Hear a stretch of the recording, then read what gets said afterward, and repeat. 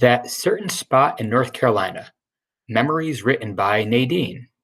January 3rd, 07.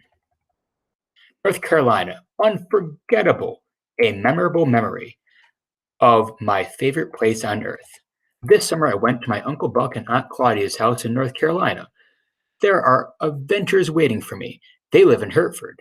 They have a daughter named Diana. She is special needs and is 33 years old. They have three dogs, Charlie, Patches, and Sam. Charlie is 9, Patches is 16, and Sam is 14. Sam died in September of 2006. They also have a 3-year-old cat named Abby. Well, now that you know who the best people and pets in this vacation were, now let me tell you about where this fantasy started. We arrived at night coming in from Hilton Head, South Carolina. The dogs ran out to greet us.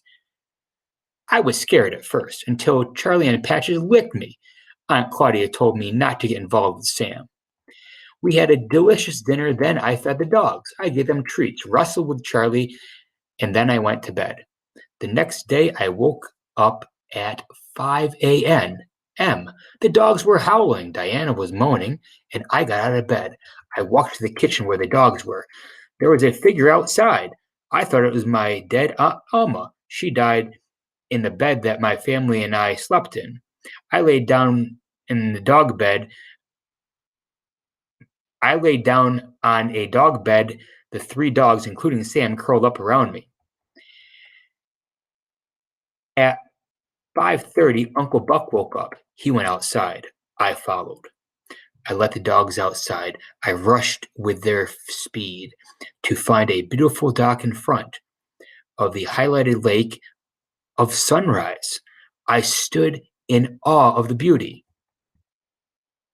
There was a small bench connected to the dock. I just inhaled the sight and exhaled the beauty of the lake. Far out in the center, there were trees. It looked like an island with no land, mysterious, wet, and totally natural. Later, we went inside to eat. I fed the dogs. I gave them all a good pat on the head, stuffed them with treats. We had marvelous pancakes. After we were dressed, we went on a boat ride. I drove half the time.